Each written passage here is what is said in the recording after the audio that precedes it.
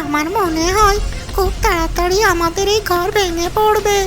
চলো চলো, অনেক জোরে ঝড় বইতে শুরু করেছে, আমরা ঘরের বাইরে যাই, না হলে এই ঘরে চাপা পড়ে আমরা মারা যাব। চলো বাচ্চা চলো, আমরা ঘর থেকে বেরিয়ে পড়ি। এরপর টুনি তার ছানাকে নিয়ে ঘর থেকে বেরিয়ে পড়ে। এর কিছু সময় পরে প্রচণ্ড ঝড়ে তাদের ঘরটা ভেঙে চুরে মাটিতে পড়ে যায়।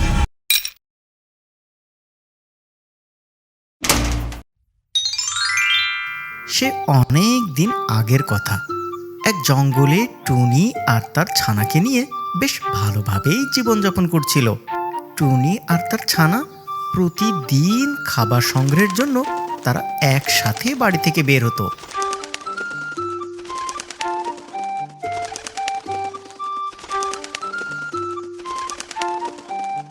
তখন বর্ষার মৌসুম এই চলে এসেছে। সেদিন টুনি আর তার ছানা খাবার সংগ্রহ করে বাড়ি ফিরছিল। ঠিক তখন তারা দেখতে পেল আকাশে অনেক মেঘ জমেছে। তখন টুনি তার ছানাকে বলে, আরে শোনা, চলো তাড়াতাড়ি বাড়ির দিকে চলো, ওই দেখো আকাশে মেঘ করেছে, না জানি কখন আবার ঝড় বৃষ্টি শুরু হয়ে যায়। চলো সোনা, আমরা তাড়াতাড়ি বাড়ির দিকে ফিরে যাই। এরপর তারা দ্রুত বাড়ির দিকে ফিরে আসে। এভাবে দিন শেষে রাত হয়, আর রাত আসতেই চারিদিকে বিদ্যুৎ চমকাতে থাকে এবং সাথে বৃষ্টি শুরু হয়ে যায়। এভাবে বেশ কিছুক্ষণ চলতে থাকে। তারপর হঠাৎ তাদের ঘর নড়তে থাকে। তখন টুনির ছানা টুনিকে বলে, মা ও মা, মা এই দেখো আমাদের ঘর কেমন দোল খাচ্ছে, চলো আমার খুব ভয় করছে, মা গো মা মা। না শোনা, ছানা আমার, তুমি ভয় পেও না, আমাদের এখনই ঘর থেকে বেরিয়ে পড়তে হবে মনে হয়। এই ঘর যেভাবে দোল খাচ্ছে আমার মনে হয় খুব তাড়াতাড়ি আমাদের এই ঘর ভেঙে পড়বে। চলো চলো, অনেক জোরে ঝড় বইতে শুরু করেছে, আমরা ঘরের বাইরে যাই, না হলে এই ঘরে চাপা পড়ে আমরা মারা যাব। চলো বাচ্চা চলো, আমরা ঘর থেকে বেরিয়ে পড়ি। এরপর টুনি তার ছানাকে নিয়ে ঘর থেকে বেরিয়ে পড়ে। এর কিছু সময় পরে প্রচণ্ড ঝড়ে তাদের ঘরটা ভেঙে চুরে মাটিতে পড়ে যায়।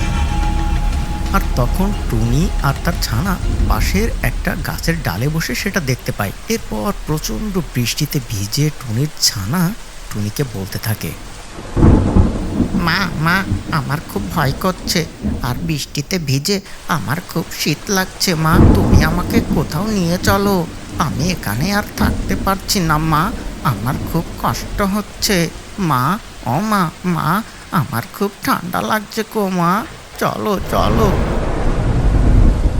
হ্যাঁ শোনা আমার, তুই একটু ধৈর্য ধর, তোর জন্য নিশ্চয় আমি একটা জায়গার ব্যবস্থা করব, তুই একটু সবুর কর আমার সোনা। এরপর টুনি তার ছানাকে নিয়ে জঙ্গলের ভিতরে একটু আশ্রয়ের জন্য জায়গা খুঁজতে থাকে। এভাবে খুঁজতে খুঁজতে তারা একটা বড় গাছের নিচে এসে বসে, যাতে করে বৃষ্টির হাত থেকে তার ছানাকে কিছুটা রক্ষা করা যায়। কিন্তু তখন এত প্রচণ্ড ঝড়ে আর সাথে বাতাস বইছিল যে তার ছানা তার মাকে আবারও বলতে থাকে, মা মা ও মা, আমি তো এখানে থাকতেই পারছি না, বাতাসে মনে হয় আমাকে উড়িয়ে নিয়ে চলে যাবে, ও মা তুমি আমাকে কোথাও নিয়ে চলো মা। এরপর টুনি তার ছানাকে নিয়ে তাদের জঙ্গলে টিয়ের বাড়ির সামনে যায়, আর গিয়েই সে টিয়ে পাখিকে ডাকতে লাগলো, ও টিয়া বোন, ও টিয়া বোন, তুমি কি বাসাতে আছো? একটু বাইরে এসো গো, আমাদের একটু আশ্রয় দেবে, আমার বাচ্চাটা বৃষ্টিতে ভিজে অনেক কষ্ট পাচ্ছে, একটু আশ্রয় দেও না গো। টুনির ডাক শুনে টিয়া ঘর থেকে বাইরে এসে দাঁড়ায়, আর এসে সে দেখতে পায় টুনি আর তার ছানা বৃষ্টিতে ভিজে ভিজে দাঁড়িয়ে আছে। আর এটা দেখে তখন সে তাদের বলে, আরে টুনি, তুমি তোমার ছানাকে নিয়ে এই ঝড় বৃষ্টির ভেতরে বাহিরে এসেছো কেন? তোমাদের কি কোনো বিপদ আপদ হয়েছে?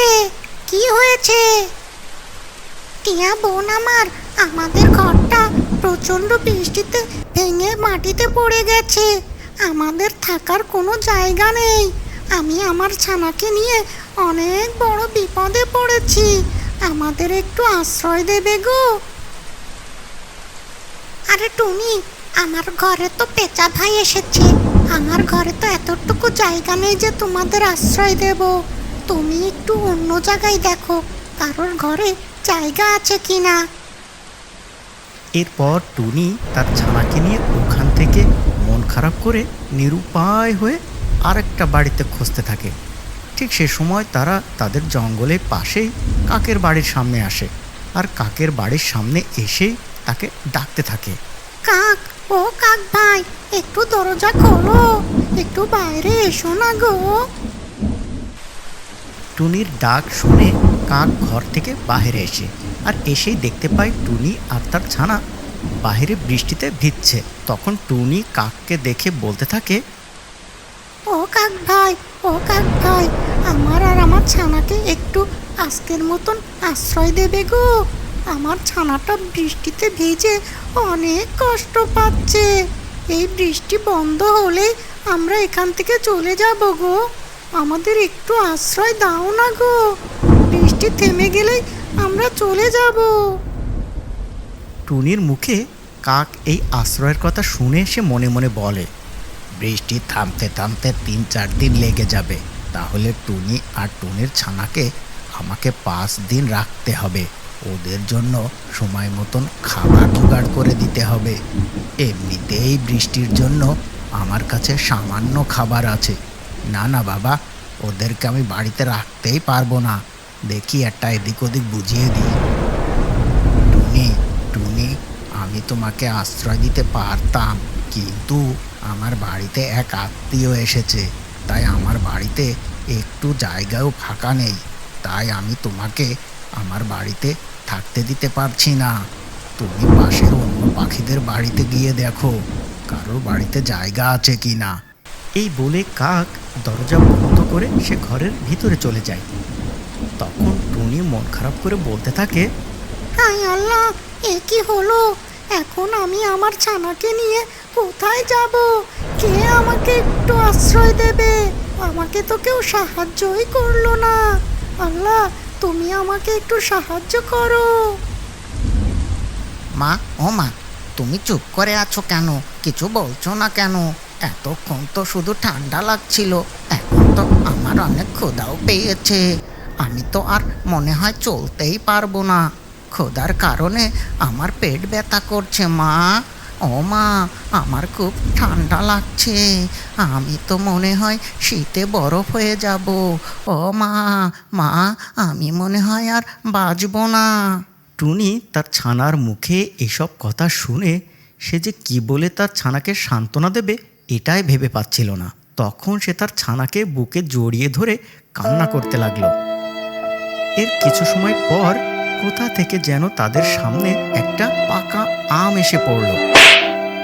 আর তখন টুনির ছানা ওই আমটার কাছে গিয়ে ওই আমটা খেয়ে নেয়। তারপর সে ছানা বলে, মা, মা, আমটা খেয়ে আমার পেটটা একেবারে ভরে গেছে। কি সুস্বাদু ছিল আমটা মা।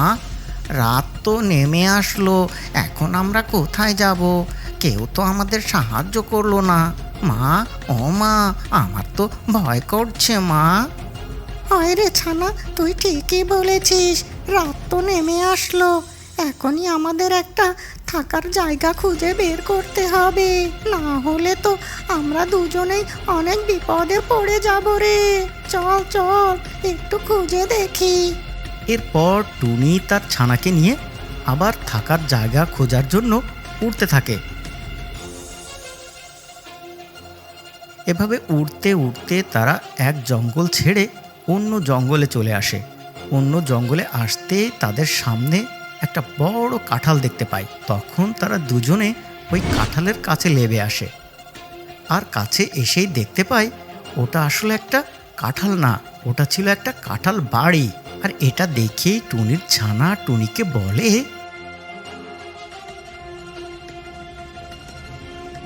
ও মা, মা দেখেছো কত বড় কাঁঠাল বাড়ি, চলো চলো এই বাড়িটাতেই আমরা আজকে থাকি।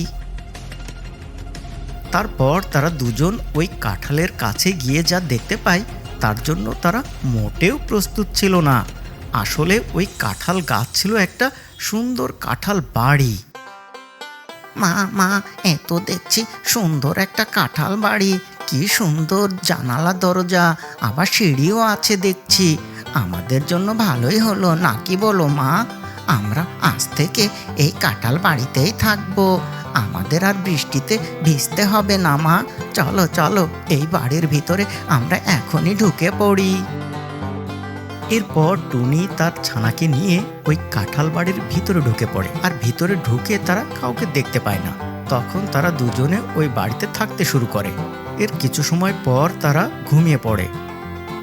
এরপর রাত শেষে সকাল হয়, আর সকালবেলা ওই কাঁঠাল বাড়ির সামনে পেঁচা এসে দাঁড়িয়ে দেখতে পায় ওই কাঁঠাল বাড়ির ভিতর থেকে দরজা বন্ধ করা। আর এটা দেখেই সে বলতে থাকে, আরে আরে, কে রে?